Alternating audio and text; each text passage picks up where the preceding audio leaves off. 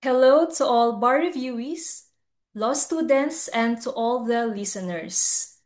Our topic for today is how to effectively answer bar questions, particularly ALAC format. Okay, this is your bar exam coach. I am attorney Jennifer Estabilio, and I am a law professor, a bar exam coach, and I was one of the top notchers in the 2022 November bar examinations under Justice Kagiwa.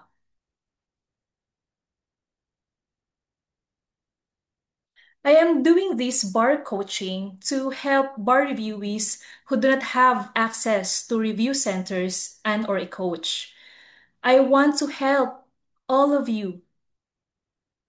I am offering this for free because when I was in your shoes, it was one of my personal commitments to help every bar taker once I become a lawyer. So here I am, fulfilling one of my life's purposes, to help and guide you, my dear listeners.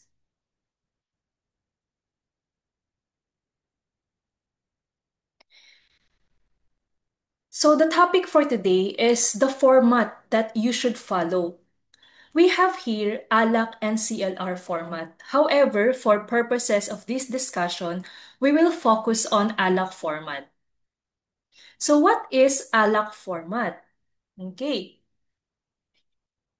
ALAC stands for, I'm sure you know this, A for answer. Okay, so what is this answer? Your answer must always be direct, beginning with either yes or no. Okay, remember this. Avoid responses such as it depends or yes and or no. Okay? And after stating yes or no, restate the question to complete your sentence. So paano ba ito gawin? We have here an example. This is a 2022 civil law bar question. So let's read the problem. Okay. Brenda saw the online advertisement of Evelyn, who sells limited edition sneakers. Through an exchange of text messages, Evelyn and Brenda agreed that Evelyn will sell to Brenda a pair of brand new sneakers for 25,000. Brenda will deposit the purchase price in Evelyn's bank account, and Evelyn will deliver the sneakers within 10 days from deposit. Brenda deposited the purchase price and Evelyn acknowledged receipt thereof. Before the delivery of the sneakers, Evelyn received an offer from Rosella to buy the same sneakers for 35,000. Evelyn candidly tells Brenda that she is selling the sneakers at a higher price to another buyer and sends this text message to Brenda. Sis, may iba pala akong buyer na mas malaki yung offer. Sorry, balik ko na lang bayad mo. Carrie? Evelyn claims that since the sneakers have not yet been delivered to Brenda, she can still withdraw the offer. The question is Evelyn's contention tenable? Explain briefly. So how will you answer this? Again, remember, answer directly. You should state either yes or no. Okay, so is Evelyn's contention tenable? The answer is no. Okay, so that is your direct answer. No. Evelyn's contention is not tenable. This statements is this statement is re-echoing or restating the question. So ito yung sinasabi ko kanina. After your direct answer, restate the question. Uulitin mo lang yung tanong. Again, ang tanong dito, is Evelyn's contention tenable? Direct answer is no. And then, repeat the question. Evelyn's contention is not tenable. So that is your first statement. Okay? So in ALAC format, yan yung letter A. Okay. Next, let's move to the legal basis. So that is the letter L. Your legal basis may be grounded in a codal provision, statute, and or jurisprudence. You do not need to cite the specific article number or case title. It is not necessary to quote the law verbatim. Okay? Instead, convey its essence or central idea. However, if you can quote it verbatim, that is certainly acceptable. Okay? May nakapagtanong sa akin yan na kino-coach ko. Coach, paano pag hindi ko memorize yung batas? Hindi ko siya verbatively na masasagot. So I answered him na it's okay. Just state the essence or just state the thought of that law. Hindi kailangan na verbatim. Okay? The following phrases may be used to introduce the legal basis. For example, under the law on sales, okay? So kung kabisado nyo kung saan siyang particular subject nagfo-fall, pwede nyo ilagay under the law on sales or contracts, lease, torts and damages, etc. Pero kung nakalimutan nyo dahil kayo ay kinakabahan kung ano nga bang particular law yon, pwede nyo lang sabihin under the civil law. That is okay. Okay? Or political law, criminal law, taxation law. Okay? Whichever the subject may be. Pwede rin under the civil code or under the revised rules of court, civil procedure, etc. Paano pag nakalimutan nyo, no? Sa grabing kaba nyo, civil law yung ina-exam nyo pero nakalimutan nyo pa rin ilagay ang civil law. No problem. Alright? So you can write under the law. Okay? Okay din yan. Or, pwede rin naman, kung ito ay jurisprudence, so ilalagay nyo jurisprudence states or jurisprudence provides. Or, the Supreme Court held that, pwede rin the Supreme Court ruled that. Okay? So these are the introductory phrases before you state your legal basis. So going back to the bar question earlier, our legal basis there is this. Under the law on sales, a contract of sale is perfected at the moment there is a meeting of minds upon the thing which is the object of the contract and upon the price. From that moment, the parties may reciprocally demand performance subject to the provisions of the law governing the form of contracts. Again, take note, kung hindi nyo memorize ang batas, pwede yung essence lang. Alright? So I have here a personal note. Okay. So if you are citing a codal provision and a jurisprudence, kasi minsan may nagtanong ulit sa akin na isang coach ko. Sabi, Coach, paano kung ang basis ko po ay codal provision at Supreme Court decision? Paano ko po siya isa-cite as my legal basis? Ganito yan. You may state first the codal provision. So under the law on sales, and then state your basis. And then further, jurisprudence states that, okay, para mas maayos, hindi nyo siya paghahalu-haluin. Kung alam nyo naman na yung basis nyo is from a caudal, and yung basis nyo is from a Supreme Court decision, so ganito nyo siya ipipresent para hindi siya halo-halo at mas organized, mas structured. Okay? Next is, in ALAC, the letter A, application. Ito yung isa sa critical. Okay? Paano nyo ba i-apply ang legal basis sa facts, no? Doon sa problem. So when applying the legal basis, use the facts provided in the problem, including the names of the parties, the events, and other relevant details. Okay.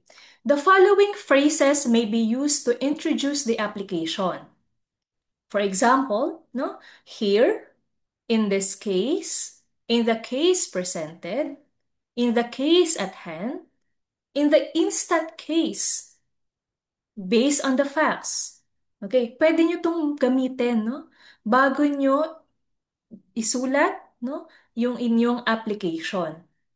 Again, no? In your application, state the facts, the relevant facts, the name, the other events that are relevant to the question. Okay?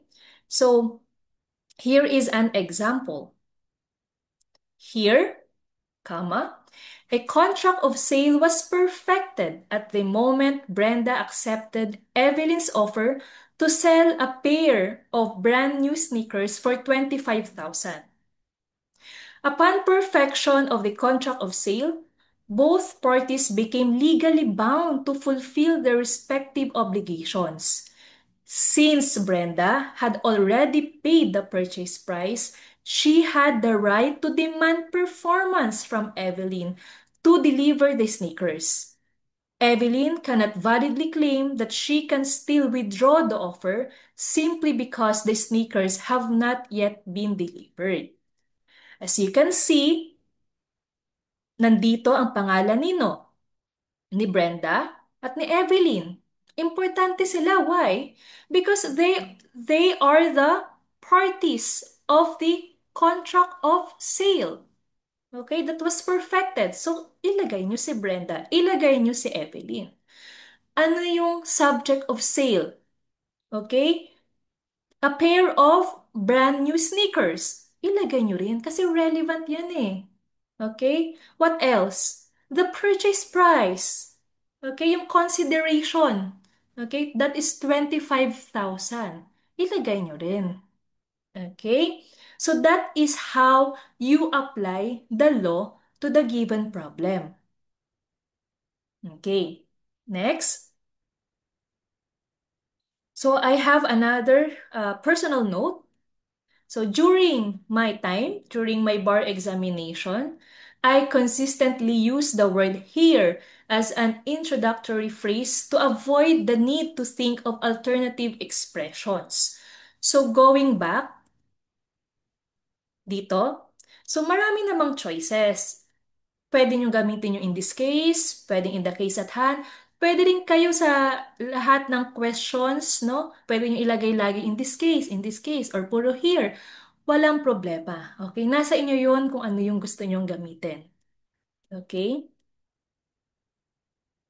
Next. Okay? Lastly, for the ALAC letter C, conclusion. Okay? The conclusion is merely a repetition for your first sentence. Okay? Repetition of your first sentence. Okay. The following phrases may be used to introduce the conclusion. We have thus, therefore, hence. Okay, so these three, no? Thus, therefore, and hence. So here is an example. Hence, Evelyn's contention is not tenable. So as you can see, this is merely a repetition of your first sentence, no? Except yung direct answer kasi papalitan mo na yan ng hence or thus or therefore. Okay? So that's it for the ALAC format. So this is how you present. Oh, so again, I have another personal note here. Okay, so during my bar examination, I consistently use the word hence as an introductory phrase to avoid the need to think of alternative expressions. So wala na, di naman yan bawal. Okay, kung paulit-ulit, here, hence, or kayo, thus, or in this case. So it's okay. No? Ang importante is you present your answer well. Okay, the substance of your answer. So yun ang mas importante. Okay? So, dapat clear kung paano nyo i-present yung answer nyo, paano i-justify yung position nyo. So, this is the suggested answer. So, let's read it again. Okay. So, no, Evelyn's contention is not tenable. Under the law on sales, a contract of sale is perfected at the moment there is a meeting of minds upon the thing which is the object of the contract and upon the price. From that moment, the parties may reciprocally demand performance subject to the provisions of the law governing the forms of contracts. Here, a contract of sale was perfected at the moment Brenda accepted Evelyn's offer to sell a pair of brand new sneakers for 25,000. Upon perfection of the contract of sale, both parties became legally bound to fulfill their respective obligations. Since Brenda had already paid the purchase price, she had the right to demand performance from Evelyn to deliver the sneakers. Evelyn cannot validly claim that she can still withdraw the offer simply because the sneakers have not yet been delivered. Hence, Evelyn's contention is not tenable. Okay, so I have here bar tips, no? So try reading the question before the facts. This technique may help you spot the issues more effectively. Okay? So ito yung tinatanong din sa akin, Attorney, Coach, paano ko ba maiispatan agad yung issue? So ito yung isang pwedeng makatulong. Okay? Read the question first. Para alam niyo na ano ba yung pinupunto ng tanong, ano ba yung hinahanap niya. So kapag alam niyo na kung ano yung hinahanap niya, once na binasa niyo yung problem, makikita niyo dyan ano yung relevant lang at ano yung mga irrelevant na facts. Alright? So we have here other examples. So this is a 2022 political law bar question. So again, ano yung tip ko? Read the question first. So let's read the question first. So the question is, was the search and seizure, no, valid? Explain briefly. Okay. So alam nyo na, search and seizure yung tinatanong, no? So nasa isip nyo na, ano nga ba ang requisite ng valid, no? Valid search and seizure. Okay.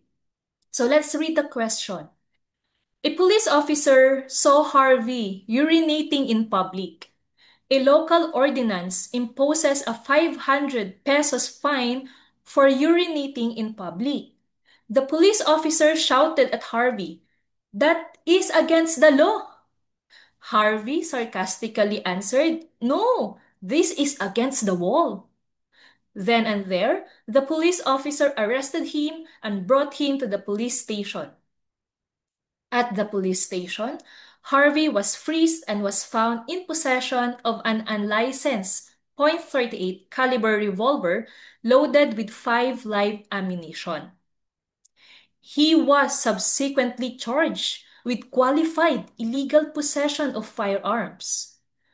When the prosecution offered in evidence the unlicensed firearm and ammunition, the defense objected on the ground that the pieces of evidence are products of an illegal search and seizure.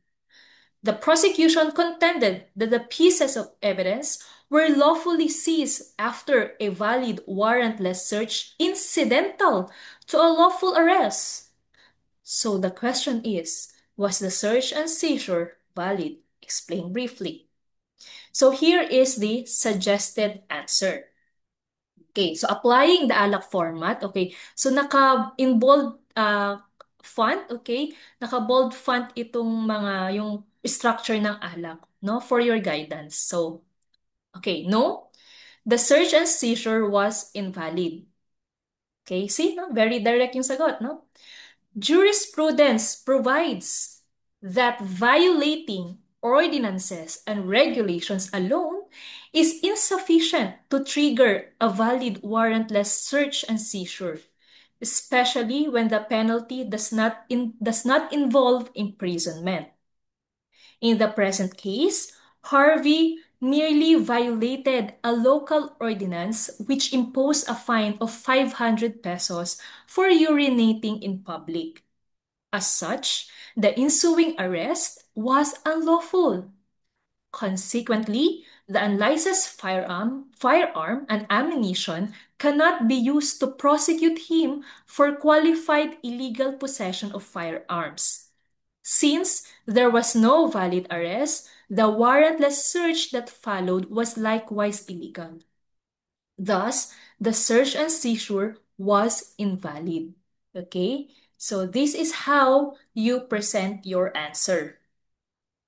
Okay. Next. Also, this question, no?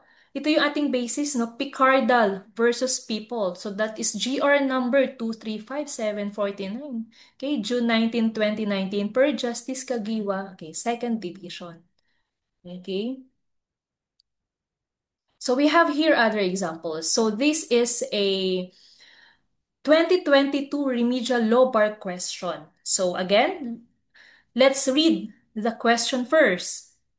Okay. Where should the action for judicial foreclosure of the REM be filed and in which court? Okay. Explain briefly. So, sa tanong pa lang, alam nyo na kung ano yung issue, no? Jurisdiction. Saan kayang court tsaka yung venue. No? Saang court at saang location. No? Anong court at saang location. Jurisdiction and venue. Okay. So let's read the problem. LeBron, a Makati resident, obtained a 350,000 loan from a bank secured by a real estate mortgage or REM over his lot located in Quezon City with an assessed value of 500,000. LeBron failed to pay despite written demands. Okay? The bank intends to file an action for judicial foreclosure of the REM. Okay, so ano yung action niya again? Judicial foreclosure of the REM. Ano yung assessed value ng property? 500,000. So pag ganyan, iisipin nyo na, anong bang court? No? Which court has jurisdiction over an action for judicial foreclosure with an assessed value of 500,000? The second question will be in your mind, where? Where is the venue? Okay, so you check, where is the location of that lot? Located in Quezon City. Okay? So ano yung irrelevant dyan? Yung residence ni Lebron, yung Makati, pampagulo lang yan. Okay. Again, what is the suggested answer? Here. The action for judicial foreclosure of the real estate mortgage or REM should be filed with the Regional Trial Court in Quezon City. Under the Rules on Civil Procedure, actions affecting Title II or possession of real property or interest therein shall be commenced and tried in the proper court which has jurisdiction over the area wherein the real property involved or a portion thereof is situated. Further, Batas Pambansa or BP 129, as amended by Republic Act or RA number 11576, provides that the RTC shall have exclusive jurisdiction in all civil actions which involve Title II or possession of real property or any interest therein, where the assessed value of the property or any interest therein exceeds 400,000 pesos. In the present case, the property of Lebron is located in Quezon City, and its assessed value is 500,000. The RTC has jurisdiction because the assessed value is 500,000 and it involves a Title II or interest or real property. Thus, the action for judicial foreclosure of the REM should be filed with the RTC in Quezon City. So that is how you structurally present your answers. Okay. So kung mapapansin nyo, meron dito nakaparenthesis na REM tsaka yung RTC. Pwede nyo rin gayahin yan, no? Ilagay nyo muna yung full name, for instance, yung real estate mortgage, yung REM. Kung uulitin nyo ulit siya, no, sa inyong succeeding paragraph or statement. So inulit natin siya sa conclusion. Kaya naglagay ako dyan ng parenthesis na REM tsaka ginamit yung REM.